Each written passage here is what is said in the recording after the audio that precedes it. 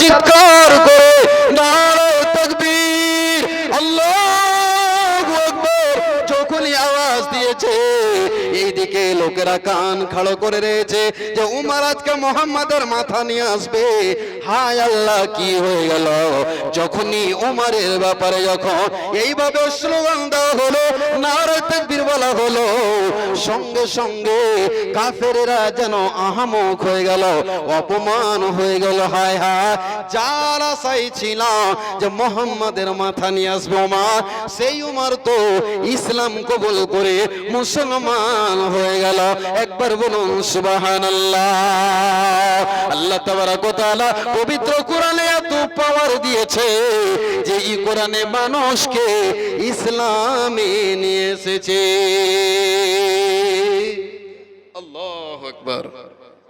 কোরআনের কি পাওয়ার দেখেন। আরে যেই লোকটা মুহাম্মাদের মাথা কাটার জন্য যাচ্ছিল, সেই লোকটা ইসলাম কবুল করছে। পাওয়ার কিসের? তো কোরআনের। বলুন একবার সুবহানাল্লাহ। সব কি ত্যাগ করে দিলেন মুসলমান। আল্লাহ বলছেন ওয়া কুনতুম আলা শাফা হুফরাতিম মিনান নার, তোমরা জাহান্নামের কাছাকাছি চলে গিয়েছিলে, আমি আল্লাহ তোমাদেরকে জাহান্নামের আগুন থেকে বাঁচালাম। কিসের মাধ্যমে? এই কোরআনের মাধ্যমে, কোরআনের মাধ্যমে, কোরআনের মাধ্যমে। ও মুসলমান, আজকে আমাদেরকে কোরআন শুনতে ভালো লাগে না, কোরআনের সাথে আমাদের মহব্বত নাই। এমন একটি কিতাব আল্লাহ বলছেন বিসমিল্লাহির রহমানির রহিম, আলিফ লাম মিম, যালিকাল কিতাবু লা রাইবা ফীহ। আল্লাহ বলছেন বিশ্বের মানুষ, আমি আল্লাহ তোমাদেরকে চ্যালেঞ্জ ছুড়ে দিলাম, পৃথিবীতে কোন এমন বৈজ্ঞানিক, দার্শনিক, মহাকবি, এমন কোন রাইটার, এমন কোন কলেজের প্রফেসর, কোন ইঞ্জিনিয়ার, কোন এরকম মহা শিক্ষিত মানুষ আছে যে আমার কোরআনকে তোমরা একটা ভুল দেখাতে পারবে? পৃথিবীর কোন মানুষ এ কোরআনে ভুল বের করতে পারেনি, পারবে না। ভাই আমার, বন্ধু আমার, এই কোরআনে আল্লাহ কি মাধুর্য দিয়েছে।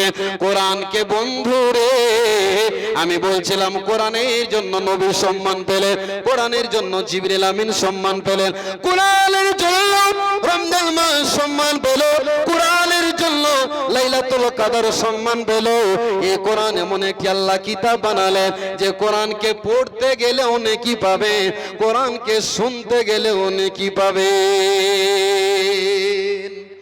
পাবেন কি পাবেন না ভাই? কোরআন পড়লেও নেকি, কোরআন শুনলেও নেকি। আপনি সারা জীবন ধরে একটা বাংলা কিতাব, হিন্দি কিতাব, সায়েন্সের কিতাব, ম্যাথের কিতাব আপনি পড়েন, জীবনে একটা আপনি নেকি পাবেন? পাবেন না।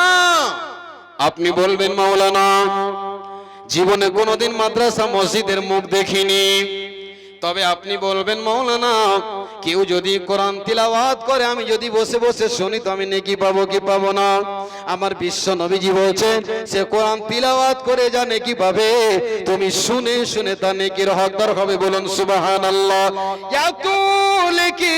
বলবেন মাওলানা আপনি যদি কোরআনটাকে খুলে নিয়ে এইভাবে দেখেন, আর যদি আপনি একটু অনুভব করেন, অনুশোচনা করে, হায় রে নসিব, হায় কপাল পোড়া, আজকে যদি লেখাপড়া করতাম, মা বাবার কথা শুনতাম, তবে এই কোরআনকে পড়তে পারতাম। এ যদি কোরআনটাকে ঈমানের চশমা দিয়ে দেখেন, আল্লাহ বলছেন তাতেও তোমাকে আমি নেকি দান করব। তোমার চোখের জ্যোতি ভালো হবে, তোমার চোখের বিমান ভালো হয়ে যাবে। এটাই হলো কোরআনের মুজিজা। ও মুসলমান, তোমরা হারায়ো না ঈমান। ও মুসলমান, তোমরা হারায়ো না ঈমান। নামাজ পড়ো, রোজা রাখো, পড়ো তোমরা কোরআন। ও মুসলমান, তোমরা হারায়ো না ঈমান। ভাই আমার, বন্ধু আমার, এই কোরআন আমাদেরকে সৎ পথ দেখিয়েছে। কোরআনের মতে যদি আমরা চলে তবে জাহান্নামে কোনোদিন যাব না। কোরআনকে আল্লাহ আমাদের গাইডলাইন দিলেন, কোরআনকে আল্লাহ আমাদের গাইড দিলেন। ভাই আমার, কোরআন বলছে নওজওয়ান, কোরআন কি বলছে? আমাদের গাইডলাইন। যেমন বাবা, যেমন নিজের পিতা নিজের সন্তানকে গাইডলাইন করে, কি করে না বাপজান বলেন? রাত 10টার সময় যদি ছেলে বের হয়, ছোট করে বাবা বলবে, বেটার এত রাত্রে কোথায় যাচ্ছিস? যুগ জামানা খারাপ, সামনে ইলেকশন রয়েছে, আচার সংহিতা লাগু আছে, পুলিশ যদি অ্যাটাক করে তো কারো বাপের মাজাল নাই তোকে ছাড়াবে। যদিও যেতে হয় তো হেলমেটটা নিয়ে নে, ভালো করে কাপড় চুপড় পরে নে, ঠান্ডার মৌসুম ভালো করে কাপড় পরে নে। ভাই আমার, বন্ধু আমার, বাপ কোনোদিন চাই না যে নিজেরই ছেলে কোনো জায়গাতে অপমান হোক। ও মুসলমান, তেমনি আমার আল্লাহ বলছেন, বান্দারে তোমার তো মন চায় যে আমি ব্যভিচার করব, জিনা করব। আমার আল্লাহ কোরআন বলছে, ওয়ালা তাকরাবুজ জিনা ইন্নাহু কানা ফাহিশাতাও ওয়া সাআ সাবিলা। আল্লাহ বলছেন সারা পৃথিবীর মানুষ জিনা করা তো দূরের কথা, জিনার কাছেও যেও না। ভাই আমার, বন্ধু আমার, যেমন একজন বাপ নিজের সন্তানকে গাইড করে, তেমনি কোরআন আপনাকে বলছে, খবরদার বান্দা, জিনার কাছে যেও না, যেও না। যদি যাও, যদি যাও, যদি জিনা ব্যভিচার করে না, কোরআন এবার আপনাকে সাজা শুনিয়ে দিয়েছে।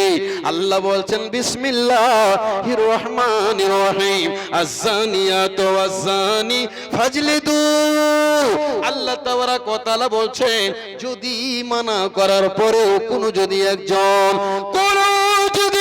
একজন পুরুষ অবিবাহিত হয় এবং মেয়েটা যদি অবিবাহিত হয়, বিয়ে শাদী হয়নি, যদি কোনো জিনায় লিপ্ত হয়ে যায়, ভাই আমার, বন্ধু আমার, আমার আল্লাহ বলছেন তাকে 100 খানা কোড়া তাকে মারতে হবে।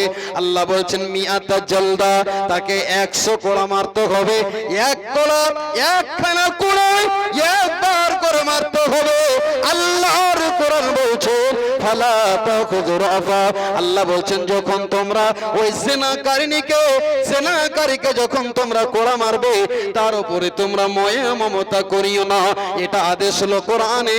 বন্ধুরে, দুনিয়াতে জিনা বেশি হওয়ার একটাই কারণ যে তাকে উপযুক্ত সাজা দেওয়া যায় না, যার কারণে দুনিয়াতে ব্যভিচার বাড়ছে।